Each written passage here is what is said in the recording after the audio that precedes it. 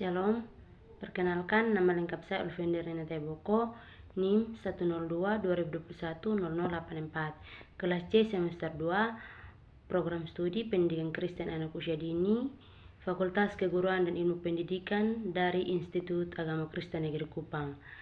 Tugas UAS Psikologi Perkembangan 1. Di sini saya akan membawakan materi tentang teori perkembangan emosi. Pengertian emosi. Emosi dapat diartikan sebagai reaksi terhadap situasi tertentu yang dilakukan oleh tubuh, hal yang biasanya memiliki kaitan dengan aktivitas berpikir atau kognitif seseorang, yaitu sifat dan intensitas dari emosi yang dikarenakan hasil dari persepsi akan situasi yang terjadi. Emosi menjadi salah satu aspek yang memiliki pengaruh besar atas sikap manusia selama ini. Hal itu dibarengi dengan dua aspek, yaitu adanya daya pikir atau kognitif dan psikomotorik atau kognitif. Biasanya emosi sering dikenal dengan aspek efektif. Hal ini merupakan dari penentuan sikap yang menjadi salah satu predisposisi dari perilaku manusia. Kedua, fungsi emosi. Pertama, fungsi bertahap hidup atau survival, yaitu emosi dijadikan sebagai sarana untuk mempertahankan hidup. Dalam hal ini, emosi dapat memberikan kekuatan manusia untuk mempertahankan dirinya dari gangguan atau rintangan di hidupnya. Munculnya perasaan sayang, cinta, marah, cemburu, dan benci membuat manusia akan lebih menikmati dinamika kehidupannya bersama orang lain. Kedua, emosi sebagai pembangkit energi. Dalam kehidupan, emosi mampu memberikan semangat atau motivasi dalam kehidupan kita. Misalnya perasaan kasih sayang dan cinta, akan tetapi emosi dapat pula memberikan dampak negatif yang akan berdampak pada suramnya kehidupan sehari-hari dan hilangnya semangat. Misalnya perasaan dan benci dan sedih. Ketiga, emosi sebagai pembawa pesan. Biasanya emosi mampu memberitahu bagaimana kondisi orang yang berada di sekitar kita, terutama untuk orang-orang yang kita sayangi dan cintai, sehingga mampu melakukan yang sesuai dengan perasaan yang dirasakan mereka saat itu, baik dalam kondisi bahagia dengan ikut bahagia maupun kondisi sedih dengan ikut berempati.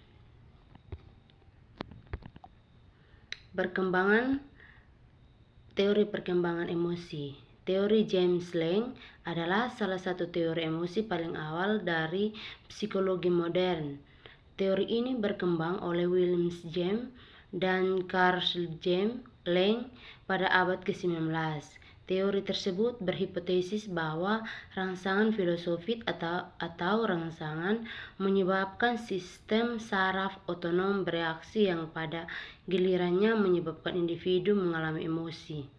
Cannon dalam teorinya menyatakan bahwa karena gejolak emosi itu menyiapkan seseorang untuk mengatasi keadaan yang genting, orang-orang primitif yang membuat respons semacam itu bisa survive dalam hidupnya. Teori ini menyebutkan emosi atau sebagai pengalaman subjek psikologik timbul bersama-sama dengan reaksi fisiologik atau hati berdebar, tekanan darah naik, nafas bertambah cepat, adrenalin dialirkan dalam darah, dan sebagainya. Teori ini mengatakan pula bahwa emosi adalah reaksi yang memberikan oleh organisme dalam situasi energi atau darurat. Regulasi emosi. Regulasi emosi adalah kemampuan yang kita miliki untuk mengatur emosinya sehingga kita nggak terlalu dalam emosi yang dirasakan. Menurut Gore, hal ini berfungsi untuk mengelola emosi biar respons kita gak salah dan berakhir sedih atau menyesal. itu tadi, contohnya pas kamu lagi ngantri makanan dan saat itu juga antrianmu diceroboh. Kecerdasan emosi. Beberapa tokoh mengemukakan tentang teori kecerdasan emosional, antara lain Mayer dan Salovey dan Daniel Goleman.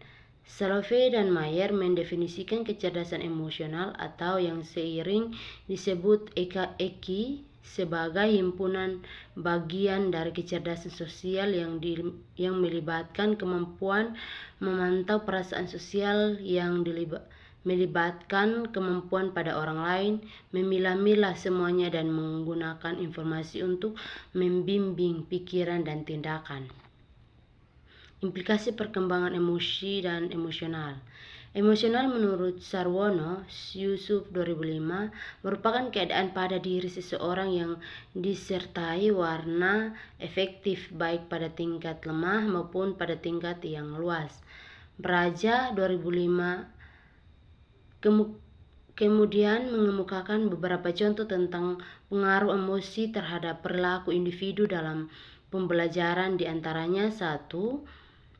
Memperkuat dan melemahkan semangat apabila timbul rasa atau kecewa atas hasil yang belajar yang dicapai. 2. Menghambat konsentrasi belajar apabila sedang mengalami ketegangan emosi. 3. Mengganggu penyesuaian sosial apabila terjadi rasa cemburu dan iri hati. 4. Suasana emosional yang dialami individu semasa kecilnya akan mempengaruhi sikapnya di kemudian hari. Sekian dan terima kasih. Shalom.